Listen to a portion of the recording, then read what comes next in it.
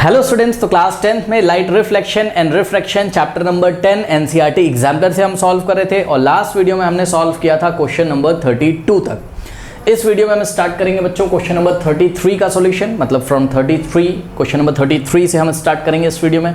But इसके पहले एक इन्फॉर्मेशन, जो बच्चे चैनल पे अभी भी नए आए हैं, जिनको ये वीडियो मिला है, यूट्यूब ने रिकमेंड किया है, आप एनसीईआरटी एग्जाम्पलर सर्च कर रहे थे, आपको इस चैप्टर का बच्चों एनसीईआरटी एग्जाम्पलर का अगर पूरा लिंक चाहिए, जाइए कमेंट सेक्शन में, कमेंट मैंने पिन किया हुआ है, तो पिन कमेंट में रीड मोड पे आप क्लिक करिए, पूरा सिलेबस आपका खुल के आ जाएगा बच्चों। पूरा फिजिक्स, केमिस्ट्री, मैथमेटिक्स हर एक चैप्टर को पढ़ाया भी गया है और हर एक चैप्टर का एनसीईआरटी एग्जाम्पलर भी वहाँ पे आपको कमेंट सेक्शन में जो पिन कमेंट है वहाँ पे आपको मिल जाएगा। इसके अलावा मैथमेटिक्स का भी पूरा मटेरियल अवेलेबल है, मैथमेटिक्स का एनसीईआरटी एग्जाम्पलर, आरडी शर्मा, सब कुछ अवेलेबल है, तो आप विजिट करके वहाँ पे चेक कर सकते हैं। और एनसीईआरटी एग्जाम्पलर कोई भी चैप्टर हो, उसको करने से पहले बच्चों आपके कॉन्सेप्ट क्लियर होने चाहिए, खासकर लाइट रिफ्लेक्शन एंड रिफ्रैक्शन में अगर आपके कॉन्सेप्ट क्लियर नहीं है तो एनसीईआरटी एग्जाम्पलर आपसे नहीं बनेगा। तो करना क्या है, सबसे पहले बच्चों आपको ऊपर मैंने 21 to 22 क्लासेस ली होंगी, मैं बार बार बच्चों को बोल रहा हूँ कि बेटा पहले क्लास कर लो, फिर एग्जाम्पलर करो। बच्चे क्या कर रहे हैं, डायरेक्ट एग्जाम्पलर कर रहे हैं,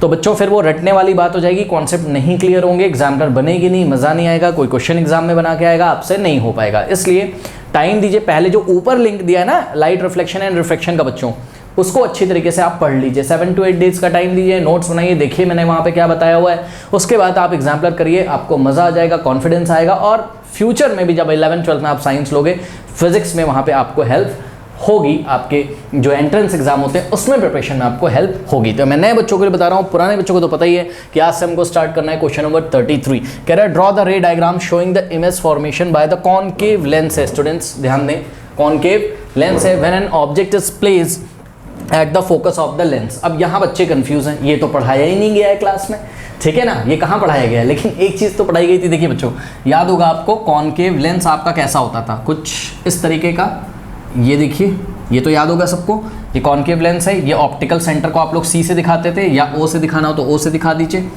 ठीक है ना, ये हो गया आपका, ठीक। और यहाँ पर स्टूडेंट्स आपको याद होगा, ये देखिए, ये फोकस 1 और ये फोकस 2, दोनों F1 F2 से दिखा दो, जैसे दिखाना हो दिखा दो, F1 F2, और ये क्या हो जाएगा बताइए, यहाँ होगा 2F1 और यहाँ होगा आपका 2F2। तो ये 2F1 2F2 दिखाने की जरूरत भी नहीं थी, लेकिन एक केस बच्चों हम लोगों ने पढ़ा था क्लास में, क्या पढ़ा था कि कॉनकेव के दो ही तो केस होते थे। एक केस तो ये होता था कि ऑब्जेक्ट को ऑप्टिकल सेंटर और इन्फिनिटी के बीच में आप कहीं पे भी रखिए, कहीं पे भी का मतलब होता है कहीं पे भी रखिए, इसलिए आपको यहाँ पर 2F दिखाने की ज़रूरत है नहीं, ठीक है बच्चों, तो ये आपको दिखाने की यहाँ पे ज़रूरत नहीं है। तो आप C यानी कि ऑप्टिकल सेंटर, मतलब सीधा सीधा बोले तो लेंस और इन्फिनिटी के बीच में आप ऑब्जेक्ट को कहीं पे भी रखिए, कहीं पे भी का मतलब कहीं पे भी रखिए, आप चाहे फोकस पे ही क्यों ना रख दीजिए, ठीक है। तो जो आपकी स्टूडेंट्स इमेज होती थी वो कहाँ बनती थी, ऑप्टिकल सेंटर C और फोकस के बीच में, कैसी बनती थी, स्मॉलर देन द ऑब्जेक्ट बनती थी और वर्चुअल एंड इरेक्ट बनती थी। याद है आपको, हम एक बार रिवाइज कर रहे हैं तो बता ही देते हैं बच्चों। सपोज हमने यहाँ पे ऑब्जेक्ट को रखा हुआ है, लेट अस से यहाँ पे देखिए बच्चों, ये ऑब्जेक्ट को हमने रखा हुआ है AB, ठीक है, ये between optical centre and infinity ही तो है, ठीक है। तो एक बार रिवाइज मार लेते हैं क्या हमने क्लास में पढ़ा था। तो आपको याद होगा स्टूडेंट्स, यहाँ से ये जो ऐसे पैरेलल रे जाती थी, तो आफ्टर रिफ्रैक्शन ये क्या होती थी, ये फोकस से आते हुए नजर आती थी, मतलब भाई ये कॉनकेव लेंस है ना, ये डाइवर्स कर देगा, ऐसे फैला देगा, याद होगा आपको। तो ये इसका निशाना लेते हुए फोकस का हमने इसको ऐसे डाइवर्स कर दिया, थोड़ा लेंस और बड़ा बना लीजिएगा बच्चों, ये ऐसे, ठीक।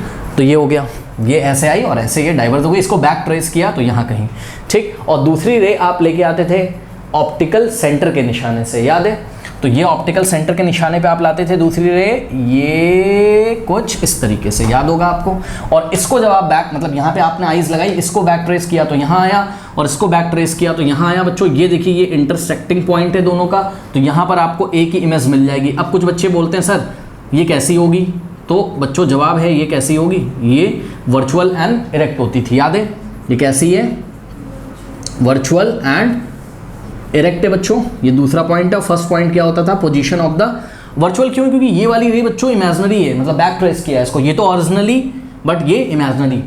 अब स्क्रीन अगर हम यहाँ पे रखेंगे तो आपको इमेज नहीं मिलेगी, बच्चे बोलेंगे सर ये वाली रे तो असली में यहीं से जा रही है। अरे भाई, स्क्रीन पे इमेज मिलने के लिए कम से कम 2 रे असली में इंटरसेक्ट करनी चाहिए, अब इंटरसेक्ट का मतलब मीट करनी चाहिए, ठीक है। तो ये वाली तो वर्चुअली मीट कर रही है, तो स्क्रीन पे आपको इमेज नहीं मिलेगी, बट आप यहाँ से देखोगे तो आपको वर्चुअल एक ब्रेन में आपके इमेज कहीं नज़र आएगी आपको। हाँ भाई दिखाई पड़ेगा, जैसे ये मार्कर रखा हुआ है तो आपको मार्कर ऐसा छोटा दिखाई पड़ेगा, सीधा दिखाई पड़ेगा, ऐसे रखा है तो ऐसे ही दिखाई पड़ेगा, ठीक है। तो ये सिंपल है।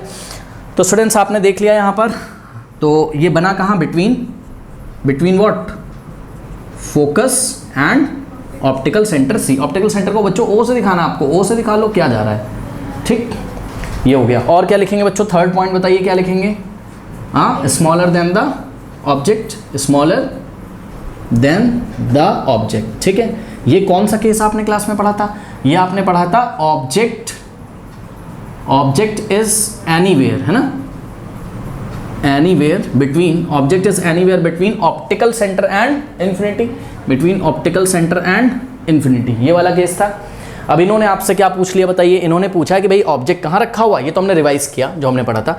इन्होंने पूछा आपसे object is place at the focus of the lens, ठीक है। तो ऑब्जेक्ट कहाँ रखा हुआ है, फोकस पे। आइए हम रख के चेक कर लेते हैं, आपकी इमेज कहाँ आएगी, तो जवाब है आपकी इमेज फोकस और ऑप्टिकल सेंटर के बीच में ही आएगी, इरेक्ट आएगी, सारे यही केसेस आएंगे। तो आइए बच्चों बना के हम जरा कोशिश करते हैं कि एग्जाम में हमसे बन पाता है कि नहीं। ये ऑप्टिकल सेंटर है और ये हो गई आपकी क्या, ये प्रिंसिपल एक्सेस है, ठीक है। यहाँ कहीं बच्चों, यहाँ पे देखिए फोकस है, ठीक है, एफ, और दूसरा फोकस आपका यहाँ पर है, दो फोकस होते हैं इसके, क्लास में आपको बताया हमने, ठीक है। अच्छा अब देखिए हमको ऑब्जेक्ट कहाँ रखना है बच्चों, at the focus of the lens. तो ये देखिए यहाँ पे हमने ऑब्जेक्ट रख दिया स्टूडेंट्स, ऑब्जेक्ट ए बी, सही है।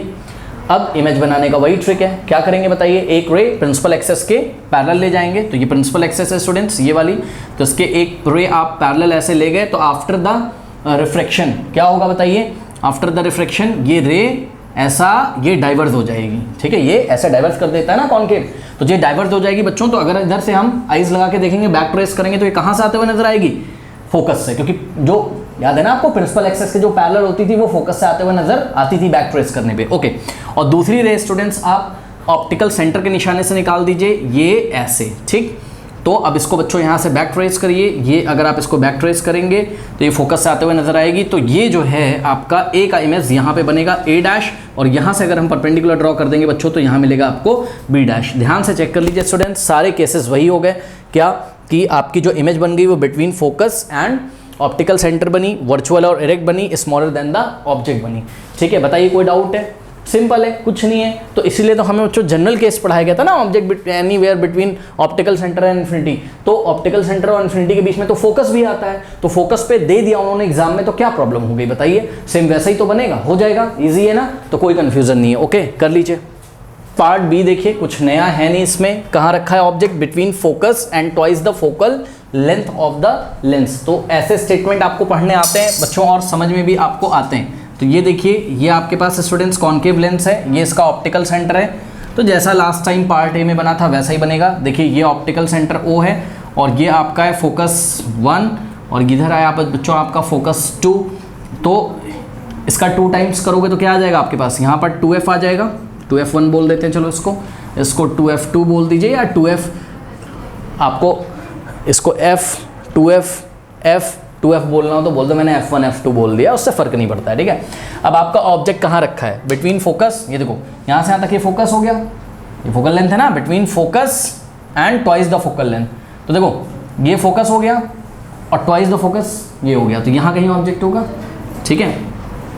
आप बताइए बच्चों कैसा इमेज बनेगा, कहाँ बनेगा, वही केस होगा, क्यों, क्योंकि अभी भी केस क्या है, between optical centre and infinity वाला ही जो हमने क्लास में पढ़ा है वही केस यहाँ पे भी होगा, कुछ भी नया नहीं होगा।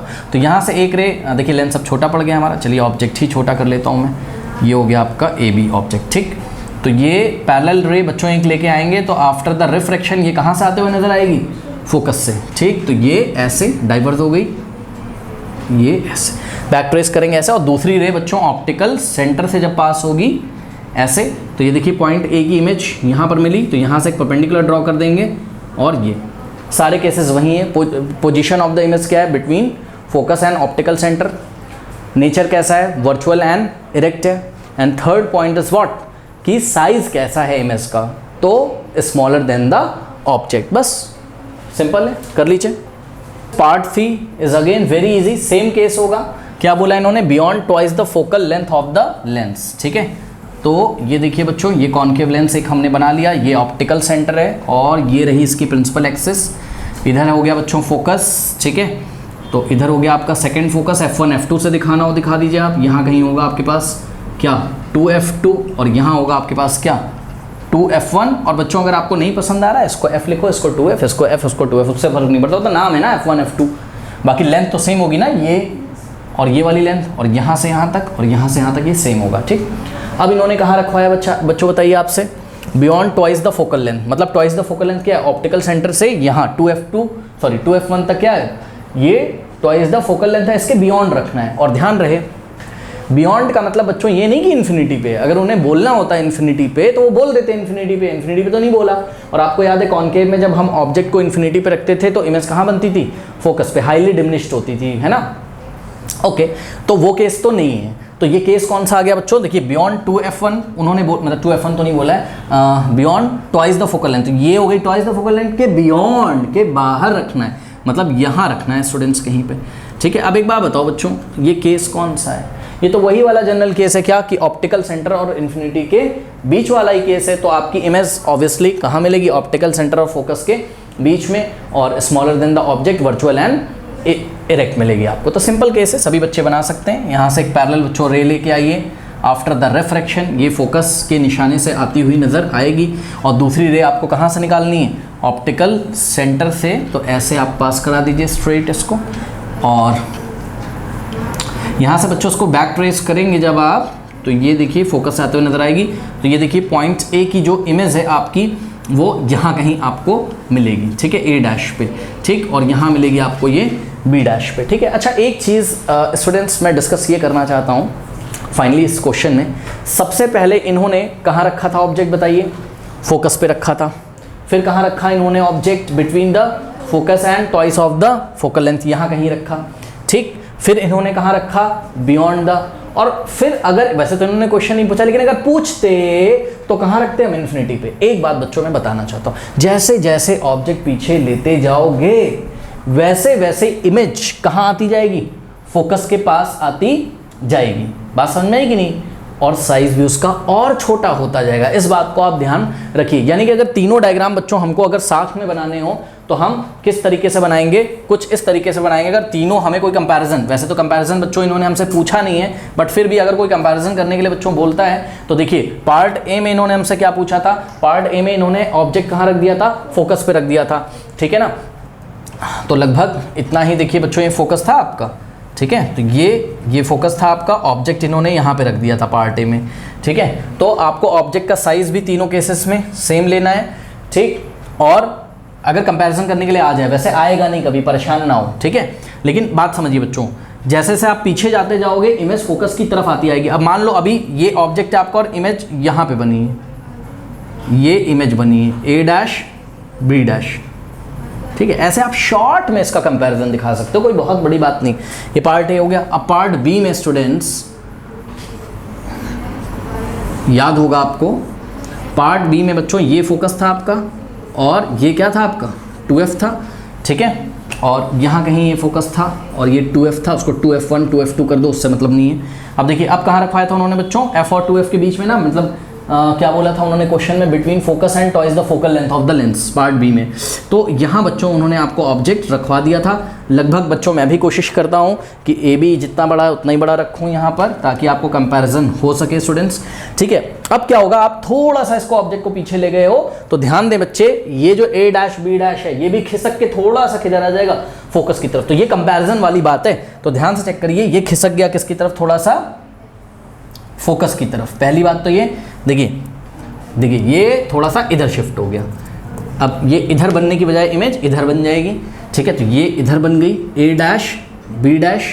ठीक है, पहली बात। दूसरी बात ये है कि जितनी बड़ी बच्चों इमेज बनी थी उससे थोड़ी सी यहाँ पर छोटी बनेगी, थोड़ी सी और छोटी कर दीजिए, लीजिए। कोई डाउट है, कंपेयर करने के लिए आएगा तो हमें कॉपी में साफ साफ दिखना चाहिए कंपैरिजन। और तीसरा पार्ट बच्चों, यहाँ पे ये जो है मैं यहीं पे आपको अलग से करके दिखा देता हूँ, क्योंकि इन्होंने तीनों अलग अलग पूछे थे, कंपैरिजन पूछा नहीं था, कुछ पूछा नहीं था कि बताओ क्या डिफरेंस है तीनों केसेस में, तो मैंने बताया नहीं। पर फिर भी अगर मान लीजिए आ जाए कि भाई तीनों केसेस में डिफरेंस क्या है स्टूडेंट्स, तो सी केस का अगर आप बनाना चाहें तो कुछ इस तरीके से, क्योंकि रे डायग्राम तो आप लोगों को सबको बनाना आता ही है ना। मैं कंपैरिजन करा रहा हूँ बच्चों, ये रहा फोकस और ये रहा क्या आपका बताइए 2F, और आप कहाँ ले गए हैं बताइए, आप इसको ले गए हैं स्टूडेंट्स कहाँ पर, बियॉन्ड 2F पे। तो ऑब्जेक्ट लगभग बच्चों उतना ही रखिए, लगभग हिसाब से मैं भी रख रहा हूँ, ये देखिए ऑब्जेक्ट आपने उतना ही रखना है, ठीक है। और जो आपकी इमेज होगी स्टूडेंट वो थोड़ा सा और फोकस की तरफ खिसक जाएगी, मतलब ये देखो अभी ये गैप इतना था, अब ये इधर थोड़ी सी खिसक गई, यहाँ पे सेकंड केस में अब थोड़ी सी और इधर खिसक जाएगी, तो ये देखिए ये और साइज भी क्या कर दोगे आप इसका थोड़ा सा और छोटा, तो ये A' B' देखिए, ठीक। और नेक्स्ट केस बच्चों जो लास्ट केस बचेगा, अब वो तो अलग बात है, बियॉन्ड 2F बोल दिया, अब और क्या बोलेंगे बताइए। अगर मैं थोड़ा सा और खिसकाऊं तो थोड़ी सी और ये फोकस के पास आएगी, साइज का थोड़ा सा और कम होगा, तो इतना अब कुछ नहीं पूछा जाएगा। और साथ में किसका कंपैरिजन कराया जा सकता है, तो जवाब है कि ऑब्जेक्ट को कहाँ रख दिया जाए, इन्फिनिटी पे। तो आइए बच्चों वो भी हम जरा सा केस देख ही लेते हैं, फटाफट रिवाइज हो जाएगा हमारा। तो ये देखिए जरा, ये ऑप्टिकल सेंटर था, सही है, और ये फोकस है ना, तो इतना हमने लिया, ठीक है। और इन्फिनिटी बच्चों कहीं यहाँ कहीं हो गया, अब हम 2F को नहीं दिखा रहे हैं, आपको दिखाना हो तो लीजिए दिखा दीजिए, ठीक है। तो बच्चों इन्फिनिटी से जब रे आएगी ये ऐसे है ना, इन्फिनिटी से रे कैसे आती थी बताइए, parallel to the principal axis, okay. ये देखिए अब यहाँ से ये ऐसे क्या हो जाती थी। अब खास बात क्या हुई बच्चों, खास बात ये हुई अभी तो बियॉन्ड 2F था आपका ऑब्जेक्ट, अब कहाँ चला गया, इन्फिनिटी, अब तो बहुत दूर चला गया, तो इमेज कहाँ आ जाएगी अब, फोकस पे। और कितनी हो जाएगी, तो जवाब है बहुत छोटी हो जाएगी। तो छोटी का बहुत छोटी क्या, पॉइंट साइज हो जाएगी। तो ध्यान से चेक करिए, इसको आप ऐसे बैक ट्रेस करेंगे जब ये ऐसे, तो देखिए आपकी इमेज और इधर खिसक गई, मतलब फोकस की तरफ आ गई। जैसे जैसे ऑब्जेक्ट को पीछे लेते जाओगे इमेज फोकस की तरफ खिसकती चली जाएगी और साइज भी उसका छोटा होता चला जाएगा। तो इस टाइम बच्चों डिमिनिश्ड हो गई है, ठीक है, बस पॉइंट साइज हो गई। तो ये कंपैरिजन आपको समझ में आना ज़रूरी था। बताइए कोई डाउट है इसमें, हाँ तो प्लीज़ इसको आप कंपेयर भी एक बार कर लीजिए अपने नॉलेज के लिए, ओके, नोट कर लीजिए। क्वेश्चन नंबर 34 देखिए, कह रहा है ड्रॉ रे diagram showing the image formation by convex mirror है, ध्यान रखिएगा, तो रिफ्लेक्शन करवाना है when an object is placed at infinity. अब कॉन्वेक्स मिरर के दो ही तो केस होते थे, एक बार ऑब्जेक्ट कहाँ रखा रहता था, इन्फिनिटी पे, तो इमेज कहाँ बनती थी, फोकस पे, और बहुत ही छोटी बनती थी, ठीक है ना। जैसे कि ये कॉन्वेक्स मिरर कहाँ लगे होते हैं, ये एग्जाम्पल है हमारा रेयर व्यू मिरर जो होते हैं कार्स के, है ना, क्योंकि इन्फिनिटी पे जो ट्रक वगैरह भी होती है वो भी हमको much smaller than the object दिखाई पड़ती है। और कैसे दिखाई पड़ती है, वर्चुअल एंड इरेक्ट, सीधी दिखाई पड़ती है, मतलब जैसी ट्रक है वैसी दिखाई पड़ती है, हमारे रेयर व्यू मिरर में छोटी दिखाई पड़ती है, ठीक है ना। अब इसमें बच्चे कंफ्यूज हैं, बोल रहे हैं सर इसको एग्जाम में बनाएं कैसे, तो इसको बहुत तरीके से बना सकते हो। देखो बच्चों, ये पहला तरीका ये है कि ये कॉन्वेक्स मिरर है, ठीक है, यहाँ कहीं इसका पोल है, ये आपका पोल है, और ये क्या है आपकी प्रिंसिपल एक्सिस है, यहाँ कहीं इसका फोकस है, ठीक। तो हमने क्लास में एक तरीका तो ये बताया है कि इन्फिनिटी से आती हुई रेज पैरेलल होती हैं। अब सर किसके पैरेलल होती हैं, वो प्रिंसिपल एक्सिस के पैरेलल होती हैं, कोई बात नहीं, लेकिन हमने एक ऐसे भी आपको बनवाया था, अगर आपको याद हो तो देखिए जरा, यहाँ से हम दो रेज पैरेलल लेके आए थे, एक रे तो यहाँ पे टकरा कर ऐसे रिफ्लेक्ट हो जाती थी, ठीक है, और दूसरी रे हम पोल पे लेके आए थे। ये देखिए पैरेलल रे फर्स्ट और पैरेलल रे, पैरेलल ये दो आपस में रे 1 रे 2 इंसिडेंट रेज हैं और पैरेलल हैं, ठीक है। तो ये यहाँ पे आती थी, यहाँ पे टकरा के ऐसे ये रिफ्लेक्ट होती थी, angle of incidence equals to angle of reflection. यहाँ पे भी अगर हम नॉर्मल ड्रॉ करें, नॉर्मल कहाँ से आ रहा होगा, इसके सेंटर ऑफ कर्वेचर से, ये हमने आपको बताया है क्लास में, ठीक है। तो यहाँ पे भी ये लॉ ऑफ रिफ्लेक्शन फॉलो कर रहा होगा। अब क्या करते थे हम, अगर हम इसको बैक ट्रेस करेंगे, थोड़ा सा इसको ठीक कर लेते हैं, क्योंकि बिकॉज जब बैक ट्रेस करें हम तो हमारी इमेज कहाँ पे बननी चाहिए बच्चों, फोकस पे बननी चाहिए। तो ये कुछ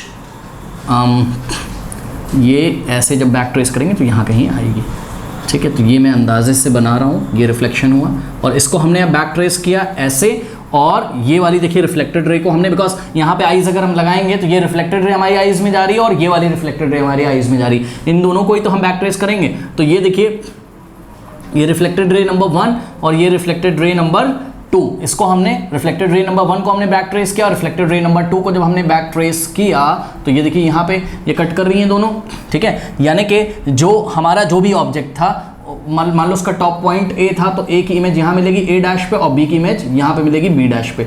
तो देखिए बच्चों, ऑब्जेक्ट आपकी इमेज कैसी बनी बताइए, ये इमेज आपकी कैसी बनी बताइए, वर्चुअल, वर्चुअल एंड इरेक्ट, ठीक है, और दूसरा क्या हो गई बताइए, हाईली डिमिनिश्ड आप बोल सकते हो, या much smaller than the object, highly diminished बोल सकते हो, या क्या बोल सकते हो बताइए, much smaller than the what object.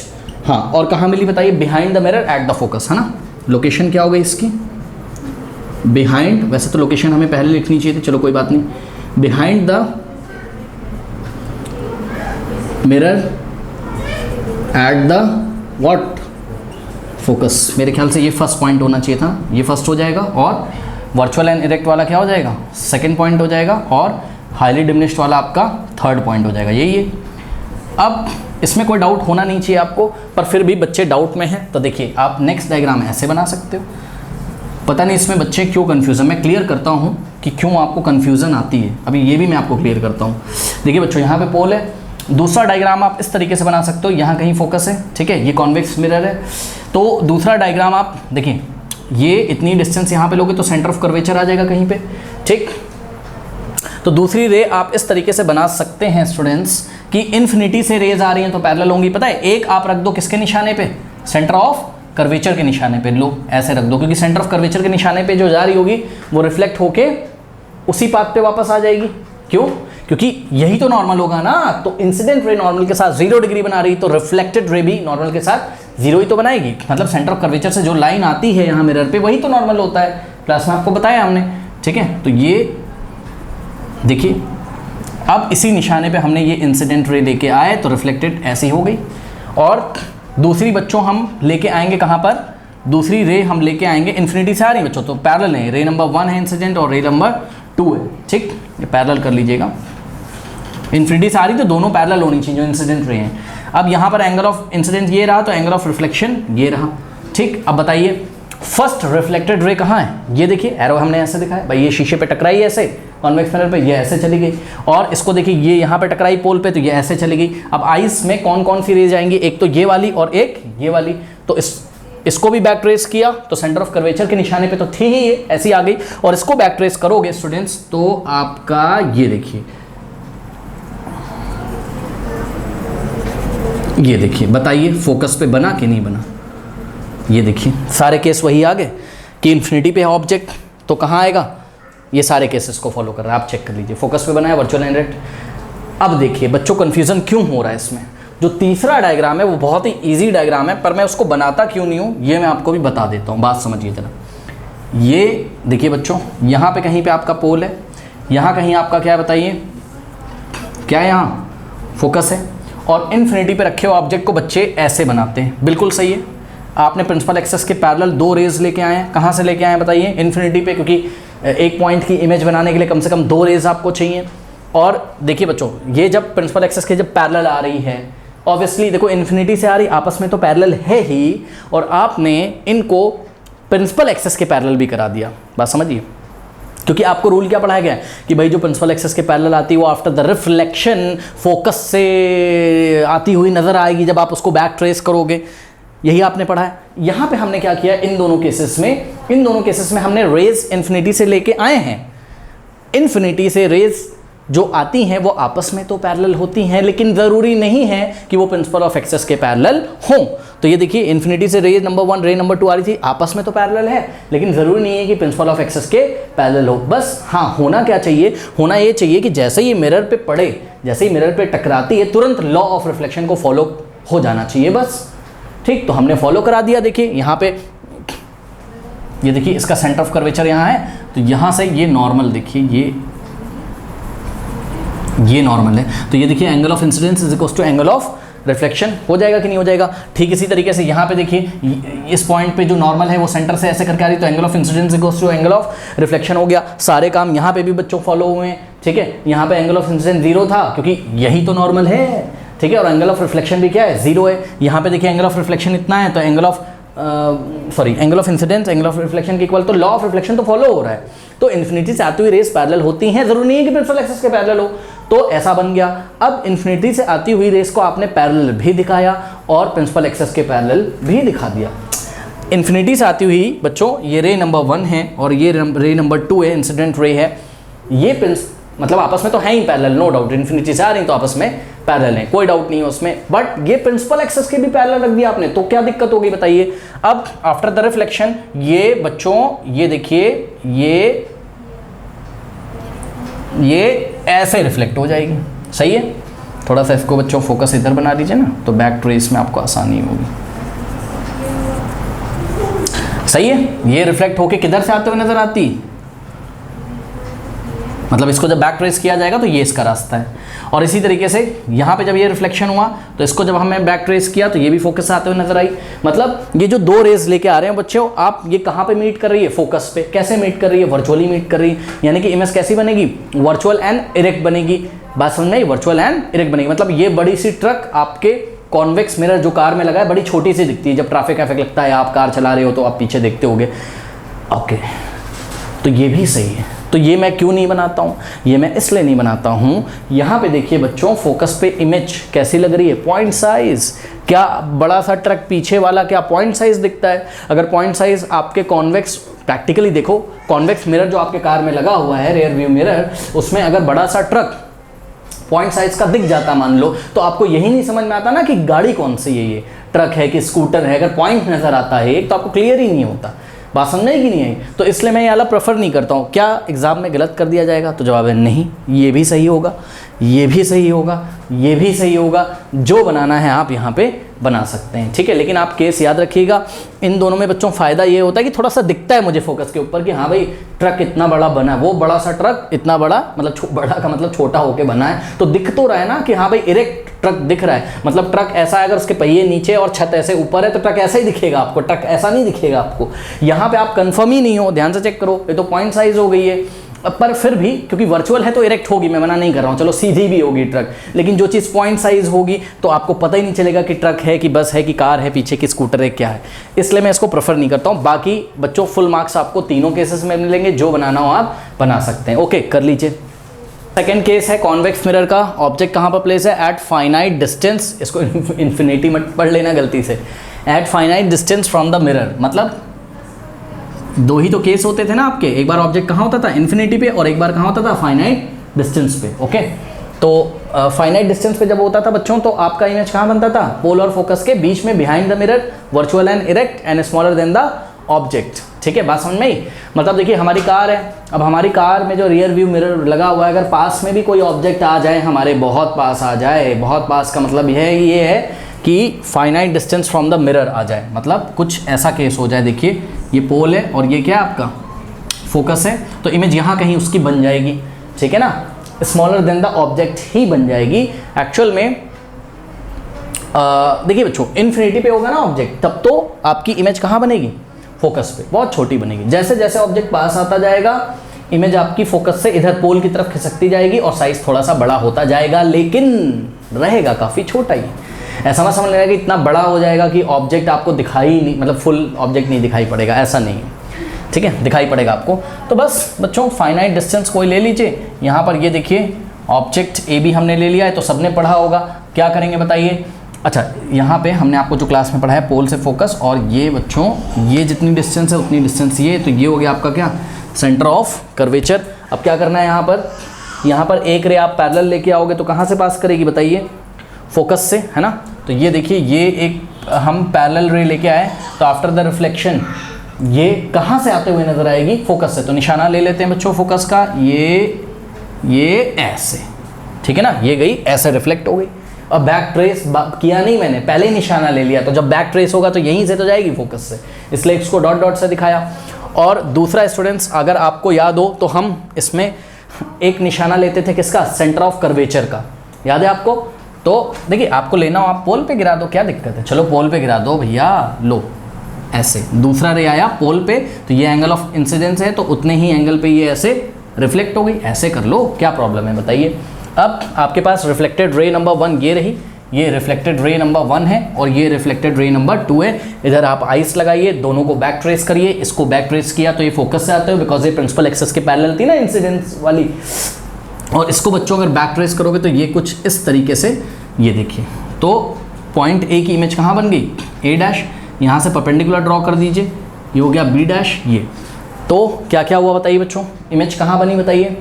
Location बताइए between what, pole and focus, और क्या लिखेंगे ब्रैकेट में, बिहाइंड द, इसके ऊपर मत लिख देना, अब लिख दिया मैंने गलती से, behind the mirror. Okay, behind the mirror ही तो है ना, ये फ्रंट ऑफ द मिरर है, वो बिहाइंड द मिरर है। उसके बाद सेकंड पॉइंट क्या लिखेंगे बच्चों बताइए, ये कैसी है, वर्चुअल है, वर्चुअल एंड व्हाट, इरेक्ट। और थर्ड पॉइंट कैसा है बताइए, थर्ड पॉइंट में क्या लिखेंगे, हाईली डिमिनिश्ड है, मतलब डिमिनिश्ड लिख सकते हो आप, स्मॉलर देन द ऑब्जेक्ट लिख सकते हो, ठीक है। तो ये स्मॉलर देन द ऑब्जेक्ट है, और हाईली डिमिनिश्ड वाला देखो, स्मॉलर देन द ऑब्जेक्ट लिख दो, बस डिमिनिश्ड लिख दो, हाईली मत लगाओ। हाईली कब होगी, जब ऑब्जेक्ट कहाँ होगा, इन्फिनिटी पे, तो हाईली डिमिनिश्ड होगी और फोकस पे बनेगी।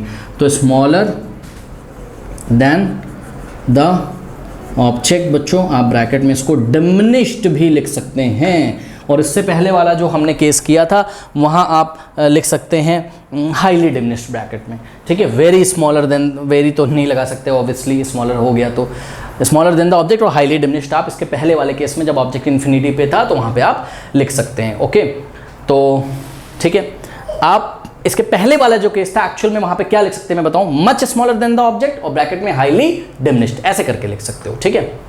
कर लीजिए। क्वेश्चन नंबर 35 का जो सॉल्यूशन है वो एंड स्क्रीन पे आ रहा होगा। और चलिए फिर मिलते हैं नेक्स्ट क्लास में, तब तक के लिए पढ़ते रहिए, बढ़ते रहिए, ऑल द बेस्ट। और जाते रहते जो कमेंट सेक्शन में जो पिन कमेंट है उसको चेक करना ना भूलें। तो चलिए फिर मिलते हैं नेक्स्ट क्लास में। ओके, कमेंट सेक्शन में जो पिन कमेंट है उसको चेक करना ना भूलें। एंड स्क्रीन पे क्वेश्चन नंबर 35 आ रहा होगा।